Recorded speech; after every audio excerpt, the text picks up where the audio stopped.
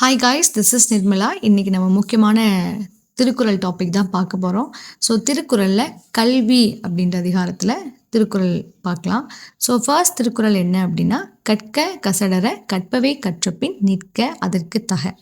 So இதற்கான பொருள் என்ன அப்படின்னு பார்த்தா, நூல்களை குற்றமற கற்க வேண்டும். அப்படி கற்கிறது மட்டும் இல்லாமல் நம்ம கற்றபடி நடத்தல் வேண்டும் அப்படின்னு சொல்லியிருக்காங்க. ஸோ கசடுன்னா என்ன? கசடு என்பது குற்றம். நிற்க அப்படின்னா கற்றவாறு நடக்க வேண்டும். அதாவது கற்க கசடற குற்றமில்லாமல் கற்க வேண்டும். கற்பவற்றை கற்ற பின் நிற்க அதற்கு தக. அப்போ நிற்க என்பது அந்த கற்பவை கற்ற பின் அதை எப்படி நம்ம கற்றுக்கொண்டுமோ, குற்றமற கற்றுக்கொண்டுமோ, அந்த குற்றமில்லாமல் அதற்கு தகுந்தவாறு நடக்க வேண்டும். அதனால தான் நூல்களை குற்றமற கற்றல் வேண்டும், கற்றபடி நடத்தல் வேண்டும் அப்படின்னு சொல்லியிருப்பாங்க. ஸோ நெக்ஸ்ட் திருக்குறள், எண் என்ப ஏனை எழுத்தென்ப இவ்விரண்டும் கண் என்ப வாழும் உயிர்க்கு. எண் என்ப ஏனை எழுத்தென்ப இவ்விரண்டும் கண் என்ப வாழும் உயிர்க்கு. அப்போ எண்ணும் எழுத்தும் ஆகிய இந்த இரண்டும் மனிதர்களுக்கு இரு கண்கள் என கூறுவர். அப்போ இதில் எப்படி கொஸ்டின்ஸ் கேட்கலாம்னா, திருக்குறள் கொடுத்தும் கொஸ்டின் கேட்கலாம். கொஸ்டின்ஸ் அப்படின்றது எப்படி வேணால் கேட்கலாம் இல்லையா? ஸோ எண்ணும் எழுத்தும் ஆகிய இவ்விரண்டும் மனிதர்களுக்கு இரு கண்கள் என கூறுவர். அதாவது மனிதர்களுக்கு இது ரெண்டுமே கண்கள். எது ரெண்டுமே இரு கண்கள்? எண்ணும் எழுத்தும் அப்படின்றது முக்கியமாக தெரிஞ்சுக்கணும். ஓகேவா?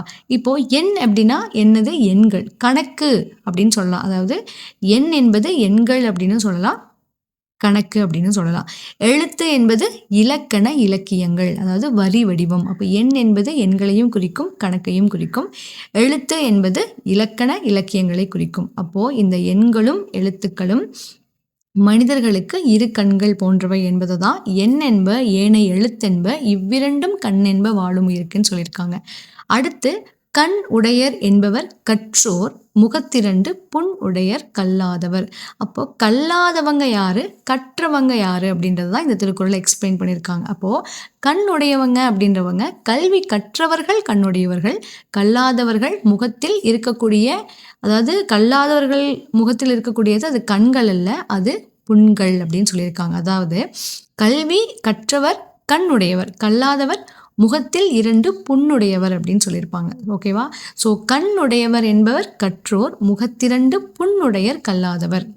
நெக்ஸ்ட், உவப்ப தலைக்கூடி உள்ள பிரிதல் அனைத்தே புலவர் தொழில். உவப்ப தலைக்கூடி உள்ள பிரிதல் அனைத்தே புலவர் தொழில். அப்போது அறிவில் சிறந்த புலவர்களுடன் பேசி பழகும்போது மகிழ்ச்சியாக இருப்பதும், அவர்களை விட்டு பிரியும் போது இனி இவரை எப்பொழுது காண்போம் என எண்ணி பிரிவதும் புலவரின் இயல்பாகும். அப்போது புலவருடைய இயல்பு என்ன அப்படின்னு கேட்டால், உவப்ப தலைக்கூடி உள்ள பிரிதல் அனைத்தே புலவர் தொழில். அதாவது உவப்ப தலைக்கூடி, அப்போது உள்ள மகிழ ஒன்றா இருந்துட்டு மகிழ்ச்சியாக இருந்துட்டு அவர்களை விட்டு பிரியும் போது நீ எப்போ அவங்கள பார்க்க போகிறோம் அப்படின்ட்டு நம்ம எண்ணி அந்த அந்த பிரிவை தாங்க முடியாமல் கஷ்டப்படுவோம். அப்படின்றது தான் ஒரு புலவர் கூட நம்ம பழகுவதற்கான ஒரு இயல்பு அப்படின்னு சொல்கிறாங்க. ஓகேவா? அப்போ புலவருடைய இயல்பு அப்படின்னு கேட்கும்போது, அறிவில் சிறந்த புலவர்களோட பேசி பழகும் பொழுது மகிழ்ச்சியாக இருப்பதும், அவர்களை விட்டு பிரியும் போது இனி இவரை எப்பொழுது காண்போம் அப்படின்ற ஒரு எண்ணத்துக்கு நம்ம போகிறதும் இயல்பான ஒரு புலவருடைய இயல்புன்னு சொல்கிறாங்க. ஓகேவா? அவங்களுடைய குணமே அப்படிப்பட்டது. அப்போ உவப்ப என்பது மகிழ்தல், மகிழ, தலைகூடி அப்படின்றது ஒன்று சேர்ந்து. ஓகேவா? அடுத்த குறள் என்னன்னா, உடையார் முன் இல்லார் போல் ஏக்கற்றும் கற்றார் கடையரே கல்லாதவர். உடையார் முன் இல்லார் போல் ஏக்கற்றும் கற்றார் கடையரே கல்லாதவர். ஓகேவா? அப்போ செல்வம் உடையவர் முன் ஏழை கவலைப்பட்டு இறந்து நிற்பது போல கற்றவர் முன் பணிந்து கற்பவரே உயர்ந்தவர், பணிந்து கல்லாதவர் தாழ்ந்தவர். அப்போ இந்த இடத்துல என்ன கேள்வி கேட்கலான்னா, உடையார் முன் இல்லார் போல் ஏக்கற்றும் கற்றார் கடையரே கல்லாதவர், அப்படி ஒரு ஃபில் இந்த பிளாங்க்ஸ் மாதிரியும் கேட்கலாம். இல்லைனா யார் கல்லாதவர், இல்லைனா அதாவது யார் தாழ்ந்தவர் அப்படின்னு கேட்கலாம். அப்போ பணிந்து கல்லாதவர் தான் தாழ்ந்தவர். செல்வம் உடையவர் முன்னாடி ஏழை கவலைப்பட்டு இறந்து நிற்பது போல கற்றவர் முன்னாடி நம்ம பணிந்து, அதாவது கற்றவர் முன்னாடி பணிந்து கற்பவரே உயர்ந்தவராமா. கற்றவர்கிட்ட போய் நம்ம பணிந்து கற்றுக்கொள்ள வேண்டும். அப்படி கற்றுக்கொள்பவர்கள் தான் உயர்ந்தவர்கள். பணிந்து கல்லாதவர்கள் தாழ்ந்தவர்கள் அப்படின்னு சொல்லியிருக்காங்க. அப்போ கற்றவர் முன் பணிந்து கற்பவரே உயர்ந்தவர், பணிந்து கல்லாதவர் தாழ்ந்தவர். அப்போ யார்கிட்ட பணிந்து கற்றுக்கொள்ள வேண்டும்? கற்றவர் முன் பணிந்து கற்பவரே உயர்ந்தவர், பணிந்து கல்லாதவர் தாழ்ந்தவர். ஓகேவா? அடுத்தது இதனுடைய பொருள் என்னன்னு பார்த்தீங்கன்னா, உடையார் அப்படின்னா செல்வர், செல்வந்தர்கள் அப்படின்னு சொல்லலாம். அதே மாதிரி இல்லார் அப்படின்னா ஏழை. உடையார் இல்லார் ஆப்போசிட். உடையார் என்பது செல்வர், இல்லார் என்பது ஏழை. ஏக்கற்று என்பது கவலைப்பட்டு, கடையர் என்பது தாழ்ந்தவர். ஏக்கற்று கவலைப்பட்டு, அதே மாதிரி கடையர் என்பது தாழ்ந்தவர். ஓகேவா? அடுத்து தொட்டனைத்து ஊறும் மணற்கேணி மாந்தர்க்கு கற்றனைத்து ஊறும் அறிவு. தொட்டனைத்து ஊறும் மணற்கேணி மாந்தர்க்கு கற்றனைத்து ஊறும் அறிவு அப்படின்னா, மணற்பாங்கான இடத்தில் தோண்ட தோண்ட என்ன சுரக்கும்? நீர் சுரக்கும். அதுபோல மக்கள் நூல்களை கற்க கற்க அவர்தம் அறிவு வளரும் அப்படின்னு சொல்லியிருப்பாங்க. அப்போ மாந்தர்னா யாரு? மக்கள். தொட்டனைத்தும் என்பது தோண்டும் அளவு. அப்போ எந்த அளவுக்கு நம்ம தோன்றோமோ அந்த அளவுக்கு நீர் சுரக்கும். அதுபோல, அதாவது மணற்பாங்கான இடங்கள்ல தான் நம்ம தோன்றணும், அப்படின்னா தான் நீர் சுரக்கும். அதுபோல மக்கள் நூல்களை கற்க கற்க அவர்களுக்கு அறிவு வளரும் அப்படின்னு சொல்லியிருக்காங்க. ஓகேவா?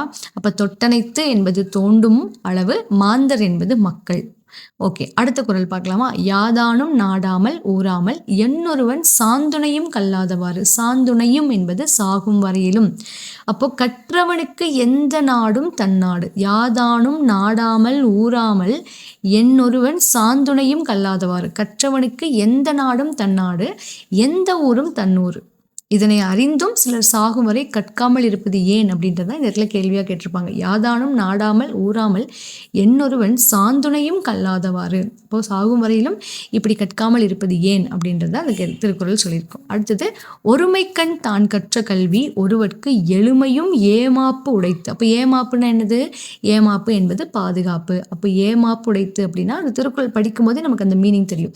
ஒருமைக்கண் தான் கற்ற கல்வி, ஒரு வாட்டி நம்ம கற்கக்கூடிய கல்வியானது ஒருவருக்கு எழுமையும் ஏமாப்பு உடைத்து. அப்படின்னா இனி வரக்கூடிய 7 பிறவிகளுக்கும் பாதுகாப்பை தரக்கூடியது. அப்போ ஒரு பிறப்பில் தான் கற்றுக்கொள்ளும் நல்லறிவு என்பது இனி 7 பிறவிகளுக்கும் பாதுகாப்பை தரும் அப்படின்றது சொல்லுவாங்க. 7 பிறவிகளுக்கும் பாதுகாப்பை தரும்னு சொல்லுவாங்க. ஓகேவா? அப்போ ஒருமைக்கண் தான் கற்ற கல்வி ஒருவருக்கு எழுமையும் ஏமாப்பு உடைத்து. ஓகேவா? ஓகே, அடுத்த என்ன குறள்? தாம் இன்புறுவது உலகு இன்புறக் கண்டு காமுறுவர் கற்றறிந்தார். அதாவது தாங்கள் கற்றறிந்தவர்களுடைய குணம் எப்படிப்பட்டதா இருக்கும்னு இந்த திருக்குறள்ல சொல்லியிருப்பாங்க. தாங்கள் இன்பம் அடையும் கல்வியால் உலகம் இன்பம் அடைவதனை கண்டு கற்றவர் மேன்மேலும் கற்க விரும்புவர். அதாவது காமுறுவர் அப்படின்னா இந்த இடத்துல விரும்புவர் அப்படின்னு அர்த்தம். அப்போ தாங்கள் இன்பம் அடையும் கல்வியால் உலகம் இன்பம் அடைவதனை கண்டு, தாம் இன்புறுவது உலகு இன்புறக் கண்டு காமுறுவர் கற்றறிந்தார். அப்போ கற்றறிந்தவர்கள் என்ன பண்ணுவாங்க? ரொம்ப விரும்புவாங்க. எதை விரும்புவாங்க? உலகம் இன்பம் அடைவதனை கண்டு. உலகம் இன்பம், கல்வியால் உலகம் இன்பம் அடைவதனை கண்டு கற்றவர் மேன்மேலும் கற்க விரும்புவார்கள். அப்போ தாங்கள் இன்பம் அடையும் கல்வியால் உலகமே இன்பம் அடைவதை கண்டு கற்றவர்கள் மேலும் கற்க விரும்புவார்கள் அப்படின்றத தான் இந்த குறளை சொல்லியிருப்பாங்க. தாம் இன்புறுவது உலகு இன்புறக் கண்டு காமுறுவர் கற்றறிந்தார். அடுத்த குறள் என்னன்னா, கேடில் வெளிச்செல்வம் கல்வி ஒருவருக்கு மாடல்ல மற்றையவை. மாடு என்பது செல்வம், நம்ம எல்லாத்துக்கும் தெரியும். வெளிச்செல்வம் என்பது சிறந்த செல்வம். செல்வம் என்பது மாடு, மாடு என்பது செல்வம், வெளிச்செல்வம் என்பது சிறந்த செல்வம். அப்போ கேடில் வெளிச்செல்வம் கல்வி ஒருவருக்கு மாடல்ல மற்றையவை. அதாவது ஒருவனுக்கு அழியாத சிறந்த செல்வம் என்னது? கல்வி. அந்த கல்வி தவிர மற்ற செல்வங்கள் எல்லாமே செல்வங்கள் இல்லை அப்படின்னு சொல்லியிருக்காங்க. அப்போ கேடில் வெளிச்செல்வம் கல்வி ஒருவருக்கு மாடல்ல மற்றையவை. அதை தவிர, கல்வியை தவிர வேறு எந்த செல்வங்களும் செல்வங்கள் ஆக மாட்டா அப்படின்றத சொல்லியிருக்காங்க. ஸோ இந்த 10 திருக்குறளும் ரொம்ப இம்பார்ட்டண்ட்டானது. இதுலேருந்து அடிக்கடி கொஸ்டின்ஸ் கேட்பாங்க. டிஎன்பிஎஸ்சி ஸ்டூடெண்ட்ஸ் எல்லாருக்குமே இது ரொம்ப யூஸ்ஃபுல்லாக இருக்கும்னு ஐ ஹோப். இந்த திருக்குறளையும் நல்லா ரிவைஸ் பண்ணிகிட்டே இருக்கிறது அப்படின்றது ஒரு நல்ல குவாலிட்டி. ரிவிஷன் நம்ம ஒரு வாட்டி படிக்கிறது விஷயம் இல்லை, நம்ம நிறைய வாட்டி ரிவிஷன் பண்ணணும். அதுதான் ரொம்ப ஹெல்ப்ஃபுல்லாக இருக்கும் நமக்கு. ஸோ நெக்ஸ்ட் வீடியோவில் பார்க்கலாம். பாய். தேங்க்யூ.